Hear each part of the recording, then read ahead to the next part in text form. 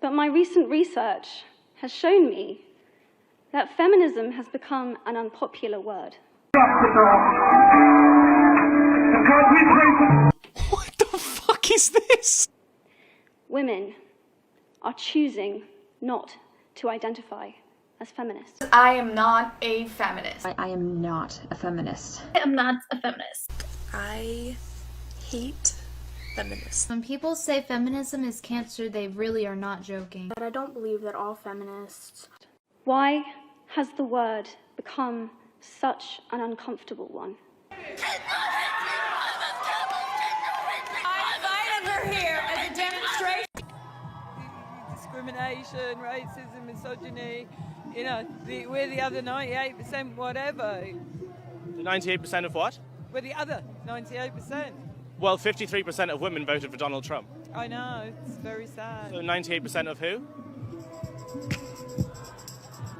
Anyway, shut the fuck up! And right now their eggs and their milk and their bodies are on plates inside this restaurant!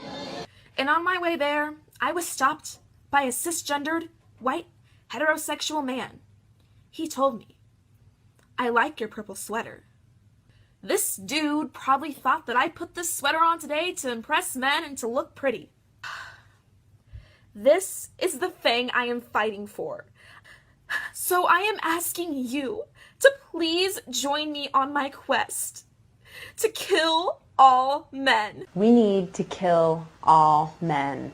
Kill male babies and just kill any man that you see, like in the... More I have realized that fighting for women's rights has too often become synonymous with man-hating. If there is one thing I know for certain, it is that this has to stop. It's very convenient, isn't it, to sort of treat men like shit, and then when people say I'm not a feminist, say, oh, but feminism's out of quality.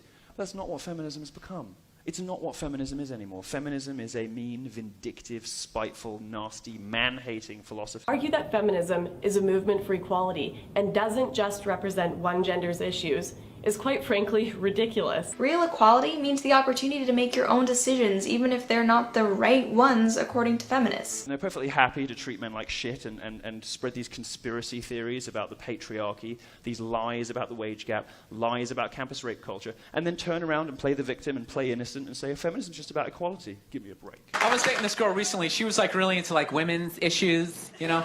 Because women always go on TV, you know, they say all they want is to be treated exactly like guys. But if you listen to them, they don't. All they want is the good shit of being a guy. They're cherry picking.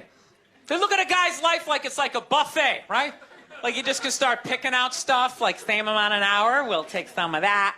Pay for the movie, fuck that. You can keep that one, I don't like that one. This is nice, that's yucky, that's icky. I mean, come on, people, you can't choose.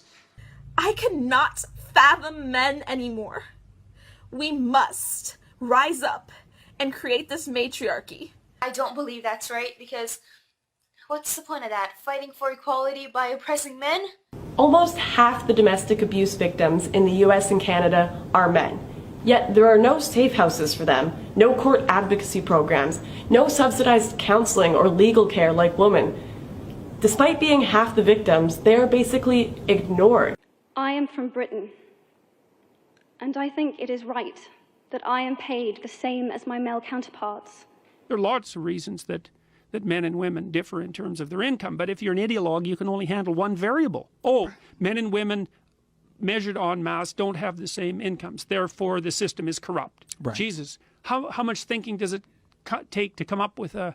Even a study by the American Association of University Women, a feminist organization, shows that the actual wage gap shrinks to only 6.6 cents when you factor in different choices men and women make.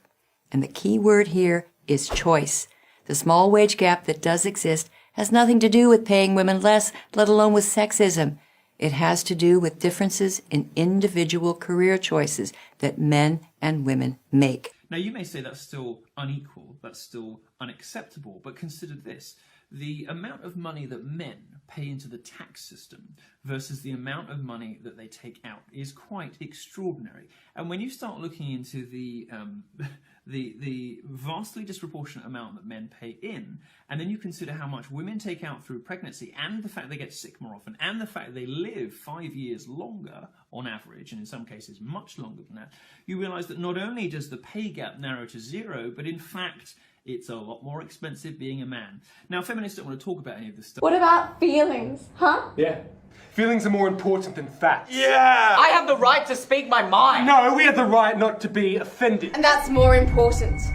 I'm reading, fuckface. I decided that I was a feminist. You poor girl. I decided that I was a feminist. What's worse than a feminist? A bunch of feminists.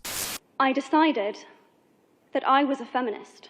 You don't have to be a feminist or use the word feminism to want equality. So if equality is what we want, then equality is the word we should be using, because when we change the language, we change the movement. Thank you.